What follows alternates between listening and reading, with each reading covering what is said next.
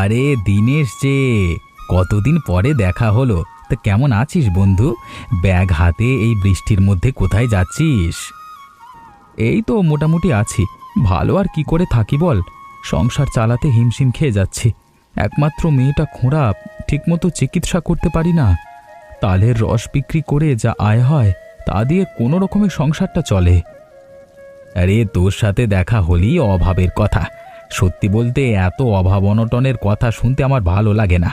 আমি দেখ কয়েক বছর চাকরি করতে না করতেই দুতলা বাড়ি করে ফেলেছি, আর এদিকে তুই তো জীবনে কিছুই করতে পারলি না। কি করব বল, সবার ভাগ্য তো একরকম হয় না। আমার জন্মটাই দুঃখ কষ্টের মধ্য দিয়ে। আমার কপালে কোনো দিন সুখ আসবে বলে মনে হয় না। মেয়েটা আমার কিছুদিন ধরে খিচুড়ি আর মাংস খেতে চাইছে, সেটা কিনে খাওয়ানোর মতো পয়সাও আমার কাছে নেই। সত্যি কথা বলতে তোর মতো বন্ধুর পরিচয় দিতেও আমার লজ্জা লাগে। আমাদের অন্য বন্ধুদের দিকে তাকিয়ে দেখ, তারা সবাই ভালো চাকরি করে, কেউ ডাক্তার, কেউ ইঞ্জিনিয়ার, কেউ আবার সরকারি চাকরি করে। আর এদিকে তুই, কি আর করা বল, পড়াশোনায় তো ভালো ছিলাম। হঠাৎ করে বাবা মা মারা যাওয়ার কারণে লেখাপড়া ঠিকমতো করতে পারিনি। তবে রস বিক্রি করে আয় করলেও সৎ পথেই রোজগার করি। তুই কি আমাকে খোঁচা দিয়ে কথা বললি? আমার সম্পর্কে কথা বলবার সময় ভেবেচিন্তে কথা বলবি, বুঝলি? বন্ধু, তোর সাথে আমি আর কথা বাড়াতে চাই না। আমি এখন বাজারে যাব।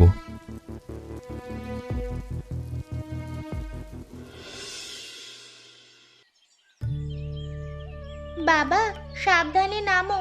তুমি গাছে উঠলে আমার খুব ভয় করে। এই তো আমি চলে এসেছি। মায়া, গাছের দিকে তাকিয়ে দেখ, কি সুন্দর বাবুই পাখির বাসা। পাখির বাসা দেখে আমি একটা সিদ্ধান্ত নিয়েছি। বাবা, তুমি কি সিদ্ধান্ত নিয়েছো? তাড়াতাড়ি বলো, আমার খুব শুনতে ইচ্ছা করছে। আমাদের ঘরের পাশে যে গাছটা আছে, ওই গাছে একটা ঝুলন্ত ঘর বানাবো। ঘরটা একেবারে অন্যরকম হবে। দেখবি পাড়ার সবাই আমাদের ঘর দেখতে আসবে। কিন্তু বাবা, গাছে ঘর তৈরি করলে তো ভেঙে পড়ে যেতে পারে। এর চেয়ে ভালো হয় গাছের নিচে ঘর তৈরি করলে। আমি এমন কিছু করতে চাই যা অন্যদের নেই। জানিস মায়া, আমি গরিব বলে আমার বন্ধু আমাকে কত অপমান করেছে। বন্ধুর দুতলা বাড়ি, আমার পরিচয় দিতে তার লজ্জা হয়, এসব বলে আমাকে অপমান করেছে। তুমি মন খারাপ করো না বাবা, আমরা আজকেই গাছের ডালে ঝুলন্ত বাড়ি তৈরি করব। তোমার বন্ধু আর তোমাকে অপমান করবে না। যতদিন তোদের সুখে না রাখতে পারছি, ততদিন আমার মনে কোনো শান্তি নেই। তোদের সুখী দেখে যাতে আমি মরতে পারি, সেই ব্যবস্থাই করা। এমন করে বলো না বাবা, আমরা তো সুখেই আছি। আমার পাটা খোঁড়া না হলে আমার মনে কোনো দুঃখ থাকতো না। আমি যদি ঠিকমতো তোর চিকিৎসা করতে পারতাম, তাহলে কবে তুই ভালো হয়ে যেতিস। হ্যাঁ, মাঝে মাঝে মনে হয় আমার জন্য তোর এই অবস্থা। বাবা, তুমি আর একবারও এমন কথা মুখে আনবে না। এই সব কথা রেখে এখন চলো তো গাছের ওপর ঝুলন্ত ঘর তৈরি করা শুরু করে দিই।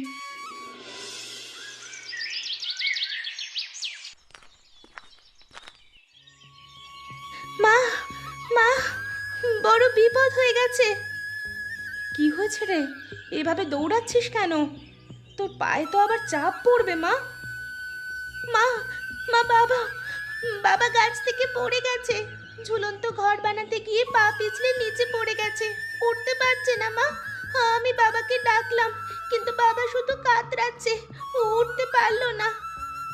হায় সৃষ্টিকর্তা, আমি তো কতবার মানা করেছিলাম, বলেছিলাম এমন ঝুঁকি নিও না। চল চল, তাড়াতাড়ি চল।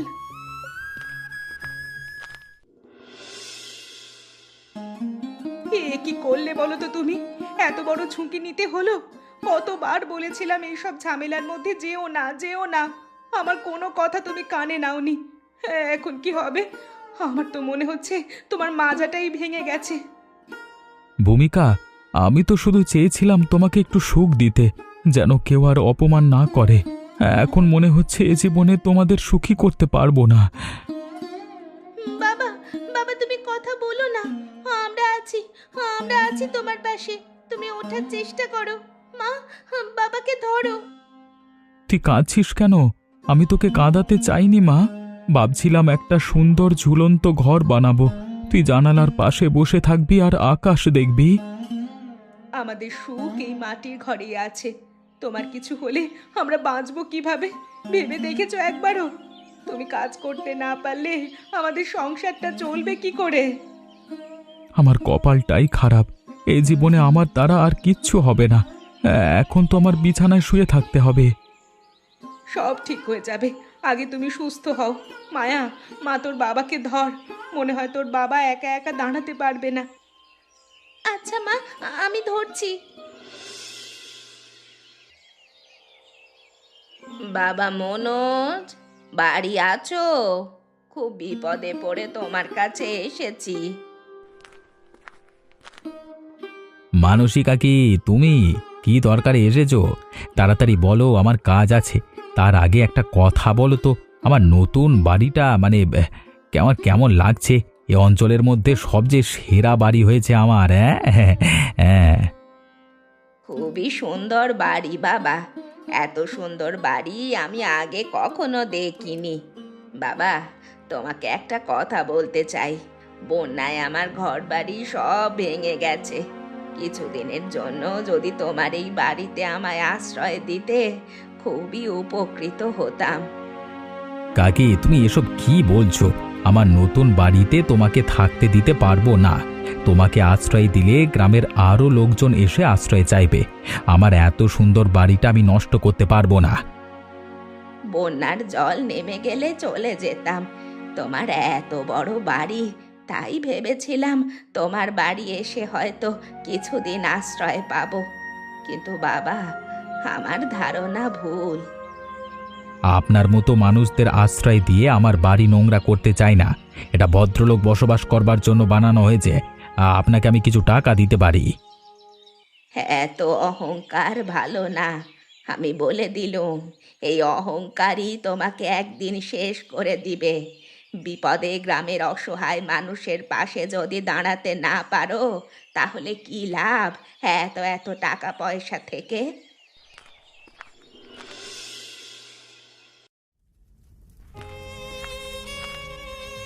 আমাদের যে কি হবে রে মায়া? তোর বাবার তো মাজা ভেঙে পড়ে আছে, ডাক্তার দেখাতে গেলেও টাকা লাগে। আর কাজ করতে না পারলে সংসারটাই বা চলবে কি করে? মনে হচ্ছে মাথার ওপর আকাশ ভেঙে পড়েছে। মা, তুমি এত দুশ্চিন্তা করো না। বাবা সব সময় বলতো না, কষ্টের দিন চিরদিন থাকে না। আমরা কিছু একটা পথ ঠিকই বের করব। পথ?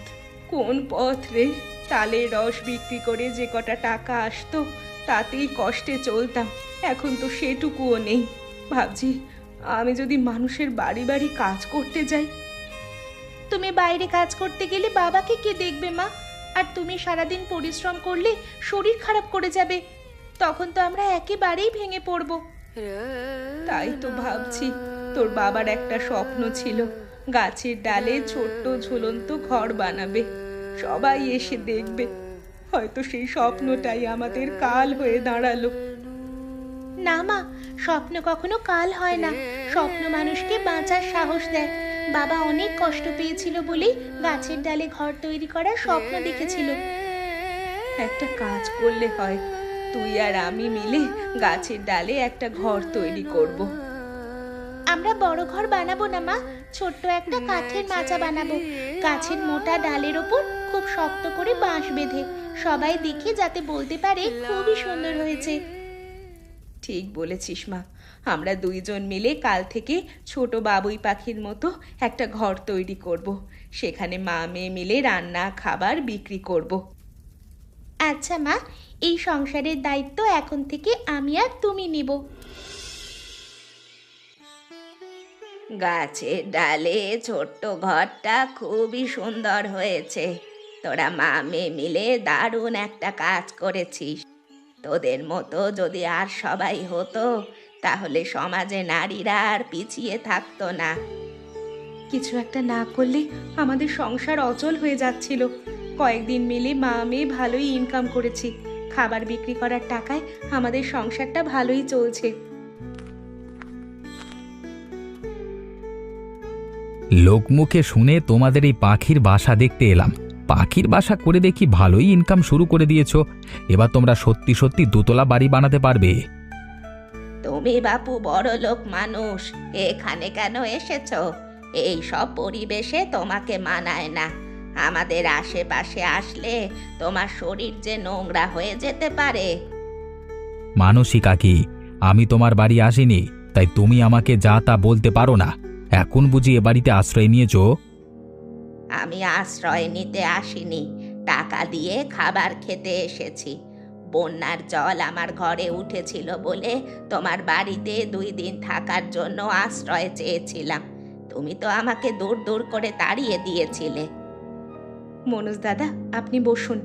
আমার এখান থেকে না খেয়ে যাবেন না। আমার এখানে চিংড়ি মাছ, কচুর শাক আর আলুর দম পাবেন।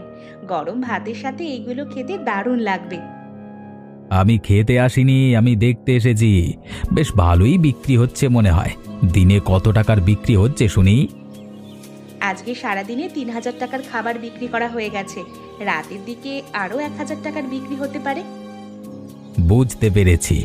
আচ্ছা, আমি এখন গেলাম, পরে আরেকদিন আসবো।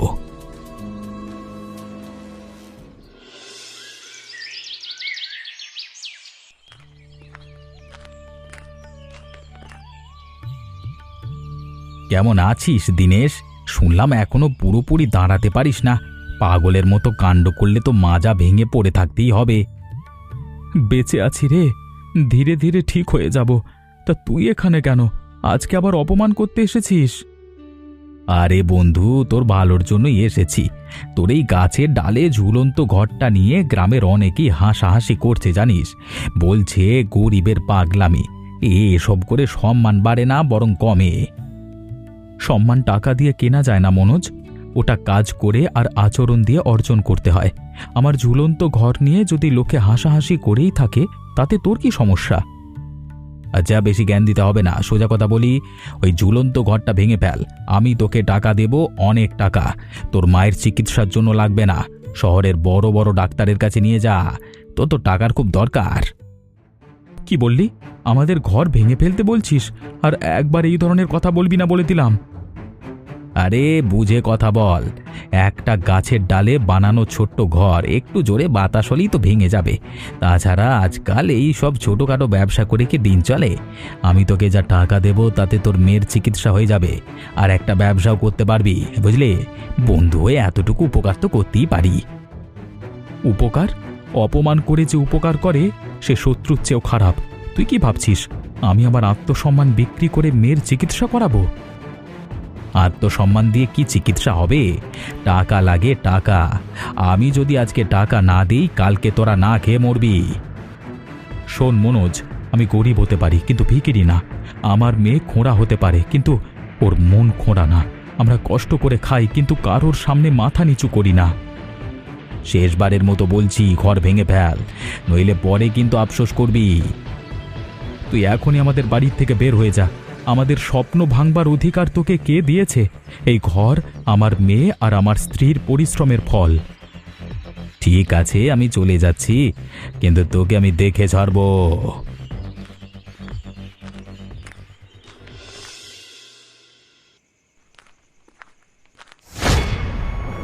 আহ! ওরে বাবা, কেউ আছো? আমাকে একটু তোলো। হাঁটুতে খুব ব্যথা। কেউ নেই কি আশেপাশে? দিদিমা, তুমি পড়ে গেছো? খুব কষ্ট হচ্ছে বুঝি? একটু কষ্ট করো, আমি তোমাকে টেনে তুলছি। বন্যার জল সরে যাওয়াতে কাদার মধ্যে দিয়ে হাঁটাচলা করা খুবই কষ্টকর।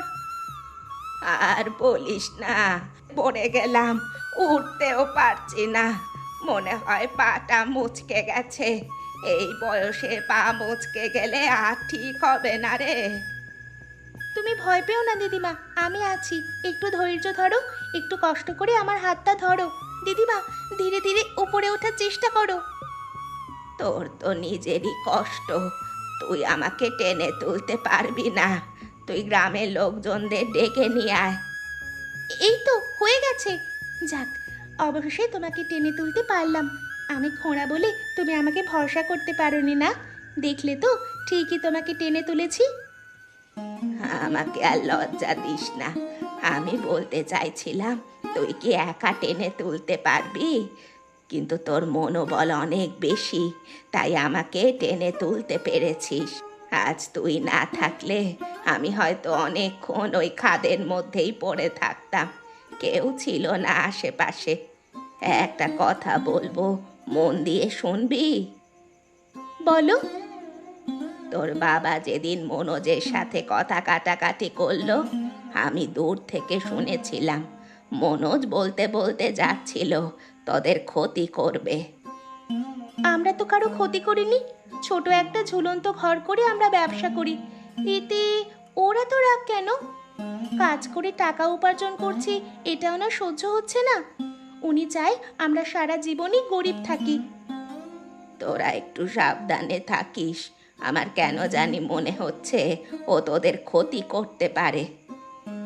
সে দেখা যাবে, এখন চলো এখান থেকে যাই, তোমার কাপড়ে কাদা লেগে গেছে।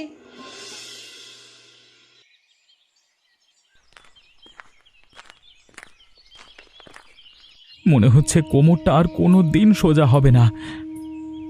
ডাক্তার দেখাতে বলেছিল তুমি দ্রুত সুস্থ হয়ে উঠবে গো। অনেক ব্যথা পেয়েছিলে তো, তাই কষ্ট হচ্ছে। দরকার হলে আরো বড় ডাক্তার দেখাবো। মায়া কোথায়? সকাল থেকে দেখছি না। মেয়েটা সকালে ঠিক মতো খায়ও নি, কোথায় যে গেল? মেয়েটা বাড়িতে না থাকলে একদম ভালো লাগে না। কোথায় আর যাবে, হয়তো মানসী কাকির বাড়ি গেছে। যেখানে যাক চলে আসবে। বিকেলে তো আমাদের ছোট হোটেলটা খুলতে হবে, ঠিক সময় মতো ও চলে আসবে। এতক্ষণ হয়ে গেল, দুপুর গড়িয়ে যাচ্ছে।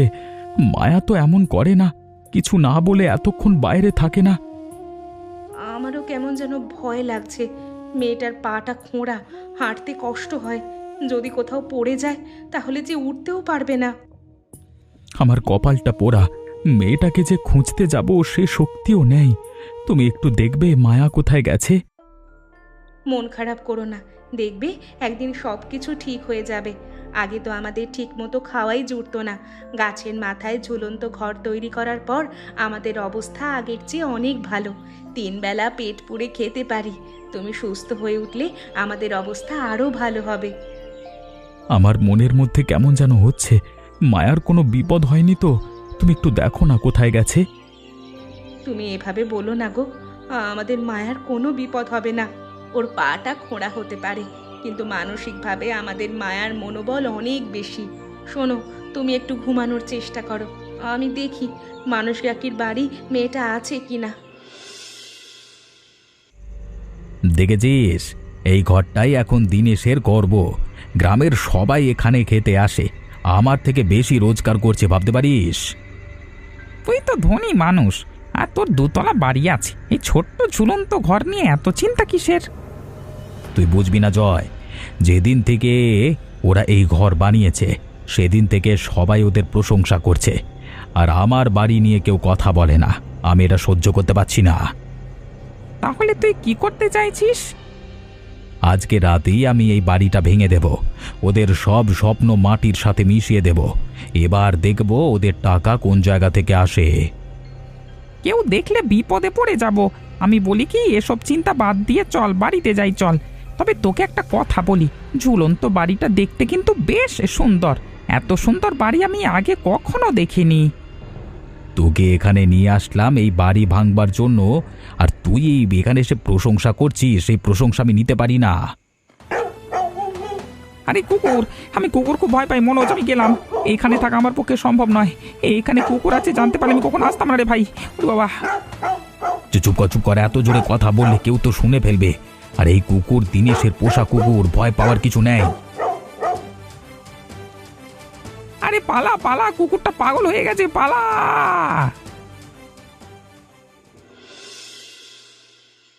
দিন দিন আমাদের হোটেলে ভিড় বাড়তেই আছে, কাজ করে পারা যাচ্ছে না। সুস্থ না হলে তো তুমি আর মায়া কাজ করতে পারতে না। সে অবশ্যই তুমি ঠিক বলেছ, কিন্তু মায়া আজ আবার কোথায় গেল? ওকে বারবার বলেছি আমাদের না বলে কোথাও যাবি না, তারপরও ও গেল। যাই বলো, আমাদের মেয়ের মনটা অনেক বড়। সেদিন কিন্তু মায়া মানসী কাকিকে খাদ থেকে তুলে বাড়িতে পৌঁছে দিয়ে এসেছিল, যার কারণে ও বাড়িতে আসতে দেরি করেছিল। আমার মনে হচ্ছে আজকেও হয়তো কারোর উপকার করতে গেছে। মানুষের উপকার করা তো ভালো কথা, কিন্তু আমাদের সাথে না বলে যাওয়াটা মোটেই ভালো না। আজকে বাড়ি আসলে আমার কাছে ও মার খাবে। কি রে মা, তুই কোথায় গিয়েছিলিস? তোকে না বলেছি আমাদের না বলে কোথাও যাবি না? তুই তো জানিস তোর জন্য আমরা কত চিন্তা করি, আর কোনোদিন আমাদের না বলে কোথাও যাবি না। আজকে তুই আমার হাতে মার খাবি। এদিকে আমরা কাজ করে পারছি না, আর তুই ঘুরে বেড়াচ্ছিস। আমি তো বলেছি, তারপরও তুমি এত রাগ করছো কেন? মায়া মা, তোর মুখটা এমন শুকনো কেন? কিছু হয়েছে? বাবা জানো, মনোজ কাকার জলাতঙ্ক হয়েছে। জল দেখলে কেমন চিৎকার করছে। মনোজ কাকা খুব কষ্ট পাচ্ছে। বাবা, মনোজ কাকার জন্য আমার খুব খারাপ লাগছে।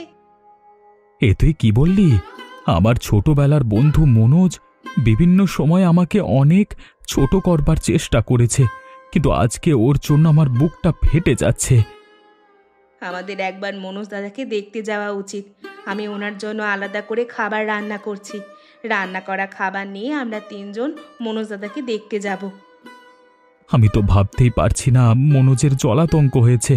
মায়া, তুই কি করে জানতে পারলি? এত বড় ঘটনা আর আমি কিচ্ছু জানি না। আমাকে মানসী দিদিমা বলেছে। আমি মানসী দিদিমার সাথে দেখতে যেতে চেয়েছিলাম, কিন্তু উনি আমাকে নিয়ে যায়নি। আচ্ছা আচ্ছা, আমরা একটু পরে সবাই মিলে যাব। ভূমিকা, তুমি দ্রুত রান্না শেষ করো। হ্যাঁ হ্যাঁ, করছি। কে কে এসেছে? আমি রে মনোজ, দীনেশ, সঙ্গে ভূমিকা আর মায়াও আছে। তোকে দেখতে এলাম। তোর খবর শুনে খুব কষ্ট হচ্ছে রে। তুই তুই এলি? আমি তোকে কত অপমান করেছি, তুই কেন এলি? তোর জায়গায় আমি হলে কোনো দিন আসতাম না। তুই আমার বন্ধু, তোকে দেখতে আসবো না এটা কি হতে পারে? দীনেশ, সেদিন যেদিন রাতের অন্ধকারে তোর ঝুলন্ত ঘর ভাঙতে গেছিলাম, সেই রাতেই তোদের কুকুরটা আমাকে কামড়ায়। আমি কাউকে বলিনি, লজ্জা পেয়েছিলাম, ভাবছিলাম কিচ্ছু হবে না, কিন্তু কয়েকদিন পর থেকেই শরীর খারাপ হতে লাগলো। এখন জল দেখলেই ভয় লাগে, আমার খুবই কষ্ট হয়। কাকা, আপনি আগে চিকিৎসা করেননি কেন? চিকিৎসা করলে আপনার এমন রোগ হতো না। আপনার কষ্ট আমরা যে দেখতে পারছি না। অহংকার আমাকে শেষ করে দিল মা। আমি ভাবতাম টাকা থাকলে সব হয়, কিন্তু আজকে বুঝলাম মন বড় না হলে টাকা দিয়ে কোনো কাজ হয় না। দাদা, এখনো সময় আছে। আমরা শহরে নিয়ে যাব, ডাক্তার দেখাবো। না বৌদি, অনেক দেরি হয়ে গেছে। ডাক্তার বলেছে এখন আর চিকিৎসা করে কোনো লাভ হবে না। এমন কথা বলিস না রে, সব ঠিক হয়ে যাবে।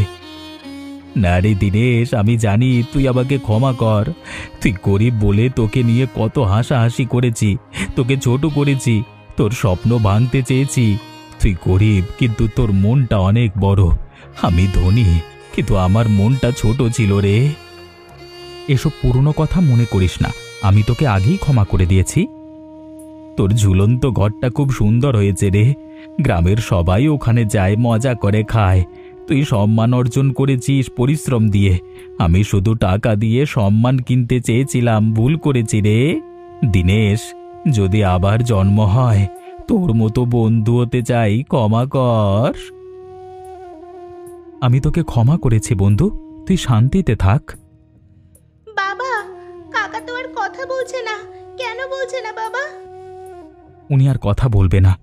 অহংকার মানুষকে শেষ করে দেয়, সম্মান মানুষকে বড় করে। মনোজ, তুই দেরিতে হলেও বুঝেছিস, এটাই তোর মুক্তি রে। এমনই মজার মজার গল্প দেখতে আমাদের চ্যানেলকে সাবস্ক্রাইব করতে ভুলবেন না।